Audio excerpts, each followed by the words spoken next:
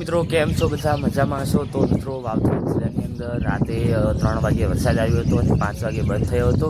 તો એ કમોસમી વરસાદ આવ્યો હતો અને જેની 2-3 દિવસ આગાહી પણ છે. અને ત્યારે પણ મિત્રો સામે તમે જુઓ આ સાઈડ થોડાક વાદળાઓ એવા છે અને અત્યારે જુઓ પવન પણ એટલો બધો જ છે ને અને વરસાદ આવે એવું થઈ ગયેલું છે. જો આ સાઈડ પણ વાદળા જ છે અને સામે પણ જુઓ આ સાઈડ ઘણા કાળા વાદળાઓ છે એટલા બધા.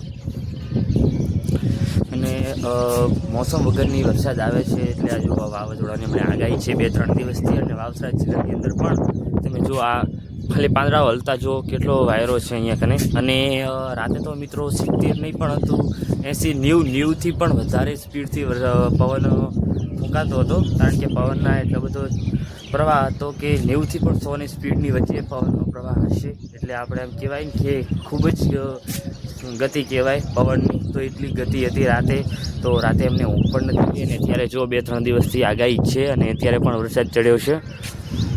જોઈ લો તમે આ સાઈડ. મિત્રો આટલી વાર તો ખાલી ફક્ત ને ફક્ત વાયરો જ હતો, પણ હવે સામેથી ગાજવાનો પણ અવાજ આવી રહ્યો છે, વરસાદ ગાજી રહ્યો છે. તમને લગભગ નહીં સંભળાતું હોય પરંતુ મને અહીંયા સંભળાઈ રહ્યું છે. અને તો મિત્રો આપણી ચેનલની અંદર જોડાયેલા રહેજો. વાવથરાને લગતી તમામ અપડેટ્સ જે પણ મોટા અત્યારે સુધી પ્રોગ્રામ થયા છે, જેમ કે 26મી જાન્યુઆરીનો પ્રોગ્રામ, નમોત્સવનો પ્રોગ્રામ, કોઈ પણ મેળા હશે, વાવથરા જિલ્લાને લગતા તમામ અપડેટ્સ તમને આપણી ચેનલ પર જોવા મળશે.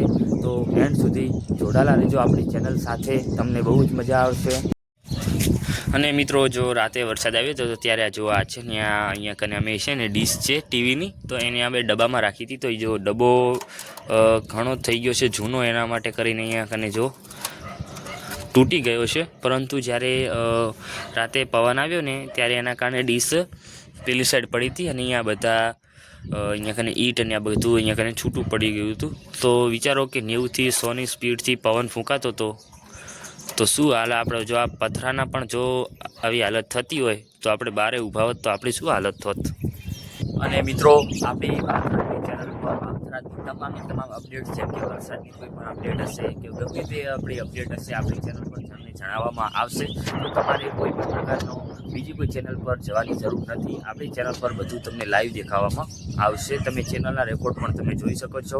જે પણ પ્રોગ્રામો થરાદની અંદર, વાવથરાની અંદર, આપણા જિલ્લાની અંદર થયા છે એ અમે લાઈવ તમને કેમેરા સામે અને કે તમારા બધાને સામે અમે લઈને આવ્યા છીએ. અત્યારે પણ વરસાદને એવું છે, એ પણ હું તમને જો શક્ય હશે તો હું તમને લાઈવ વરસાદ પણ બતાવીશ, કારણ કે રાતે 3 વાગે શૂટિંગ હું ન કરી શકું, કારણ કે હું હતો એટલા માટે કરીને.